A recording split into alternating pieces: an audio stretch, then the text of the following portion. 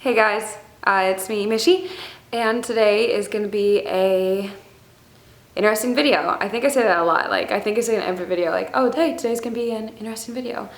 But it is. My sister might show up anytime in this video. She's upstairs. She's my identical twin, and she's pretty awesome. So I said my next video will be with her, but she's waiting on that video. So I'm just going to wait until she wants to film video with me. But today is my first video of this kind. Oh my god!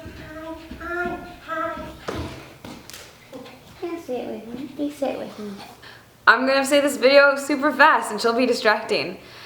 This video is inspired, it's a story time video, and it is inspired by people that, so there's these compliments I get that I kind of call it like a compliment and a ding. She's gonna be so distracting, I know it. You know what I mean? They're called compliments and they're called dings, where like someone's be like, oh, someone that pretty can never be rejected. And although I think like, wow, thank you for thinking I'm pretty, but I just wanted to say a story about the time I got stood up. I've been stood up maybe 4 times in my life. Me too. She's been stood up. I think we've all dealt with rejection. I've dealt with it so much. Everyone deals with rejection. And it just hurts when people like kind of judge other people by the way they look or how the way they act, in the sense that like, oh, this person's probably never been like had certain struggles in their life. And I just think that's kind of so superficial, and it's so, I hate to say it, be cheesy, but like judging a book by its cover.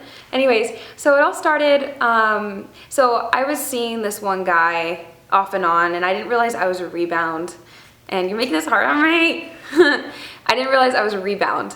And it was like a long story, but I've known this person for a long time, and I was in LA, and he said that he would meet with me at a coffee shop at 3 o'clock, and I had an audition and at 12, and so I'm like, okay, well, I'll just show up to the coffee shop early. So I showed up to the place we usually meet at 2 o'clock, and he said we're gonna meet there and go out to dinner or something. So I was expecting a date, and because we've done this kind of thing before. And note to yourself, if you ever go on like a couple dates and if you ever start kissing somebody, DTR, which means to find the relationship, to know where you're at, because I wish I did that then at 18. So this was a couple years ago, before I met Josh, and I was just waiting at this coffee shop, and when 3 o'clock approached, I texted him because I didn't see him, like, hey, I'm here. And he's like, and he texted me about 15 minutes later saying, hey, it's gonna be a while, I'm having a thing with my roommates right now. And I get it, I understood at the time. And then you always make all these excuses, you don't see red flags. And I was just saying to myself, like, oh man, just giving myself excuses like, well, you know, he has been having trouble with his roommates. So 4 o'clock rolls around, and I text him saying, hey, I'm still waiting. And he says, yeah, it's gonna be another 45 minutes.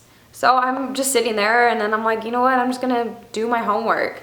So I started doing my homework at this little coffee shop, waiting for this guy to come, and then 5 o'clock rolls around, and I texted him saying, hey, I haven't heard from you in like 45 minutes, what's going on?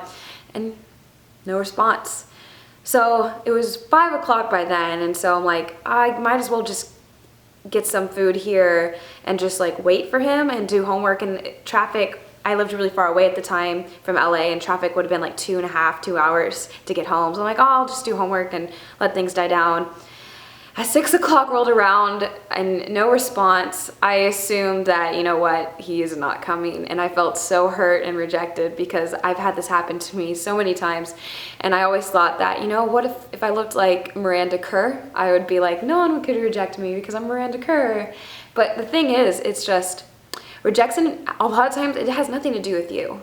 One of the lines I live by, and I tell my sister this, she's on the ground, that I got this from Bub's Beauty, and she said, like, you can be the tastiest and sweetest peach, but not everybody likes peaches. And in this case, I was a rebound, then he didn't like peaches. And so I used to blame myself a lot, and I felt a lot of rejection, but now that I look back at it, it's just like a funny story, because something happens. There's a plot twist. You don't know the plot twist? So it's 6:30 and no response from this guy. Cat. Yeah. Absolutely no response from this guy. And then all of a sudden, there's this like rather like cute guy that walks into the coffee shop. And he had a cross necklace on and everything. And I'm like, you know what? I got stood up. Why not? Let's just talk to somebody. So I'm gonna go talk to this guy. So he goes and sits down in the table next to me and grabs his coffee, and I just started talking to him. I asked about the cross on his necklace, and we started talking about God and what we were practicing for Lent. And his name was Matt. And yeah, we started talking for a little bit, and he told me he was waiting for a friend, and I just finished my homework, and I told him I was just waiting for traffic to die down. If you see a change in angle and everything, my camera died, so I had to like replace the battery. And my sister's now on the couch, and I gotta talk fast again because my battery's gonna die because I just only charged it for 5 minutes. But basically, yeah, his name was Matt, and we were talking for a little bit. We were talking about God, and he seemed like a cool guy, and it kind of made me feel a little bit better just to talk to somebody and kind of not think about that I was stood up. And all of a sudden, he's like, I see someone coming out of the corner of my eye into the coffee shop, and he looked really familiar, and I just couldn't like figure it out. But then I remembered I watched the How I Met Your Mother season finale a couple days before that. I think it was, I don't know, I know I was watching How I Met Your Mother, and I recognized him for Wizards of Waverly Place. It was David Henry. If you don't know him, I just said he was in that stuff I said previously. So it was some guy that I watched a lot in a lot of shows before, and I had a slight crush on when I was younger. He's I think he's 5 years older than me, and so I watched him when I was 13. He was 18 on Disney Channel. So anyway, so he walks right in, and I was like, oh my gosh, David Henry just walked into here. And then even worse, Matt, the guy I was sitting across to, was like, hey David, come over here. And then David Henry sat next to me. And then I was just like kind of freaking out, like, and I try to play it cool. And if he ever sees this video, I'm sorry for lying to you that I didn't know who you were.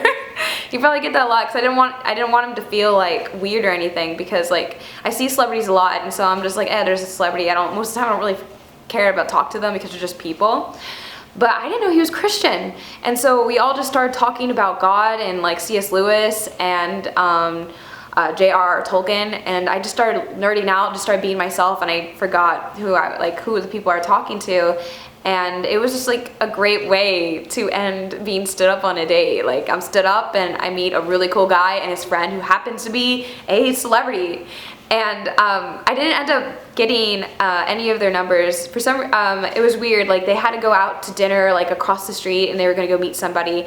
So they both asked me, hey, could we just like, you want to follow me on Twitter or something? And I'm like, oh yeah, I have a Twitter. And then I just told them my Twitter handle, and then they went on their phones, and then they added me on Twitter or something, and then they walked off, and I said goodbye, and it was a pretty nice evening. And then immediately when I left, I immediately went on Twitter to see who followed me immediately, and I was right. It was David Henry and his friend Matt, and it was just a crazy night. I talked to David Henry a couple times after that, and I talked to Matt a couple times after that, but besides that though, like, I wasn't really necessarily looking for like a whole bunch of friendship or anything like that. They were just fun to talk to. Camera died again. But basically, I talked to them for a few times after that, but I wasn't really looking for like them to like necessarily be my best friend or anything. But it was a good way to end being stood up on a date, and it was just a crazy story. So that's my story time. No, I don't talk to the guy that stood me up anymore. That was kind of the last straw with him, because he's just been so flaky and mean that whole time, and so that was just kind of the last straw with him. And after that, I was pretty much just done with them. But that's pretty much it. Give me some ideas for some future videos. And Melinda, come in. Okay, you can stay there. Just kidding. No, Say goodbye.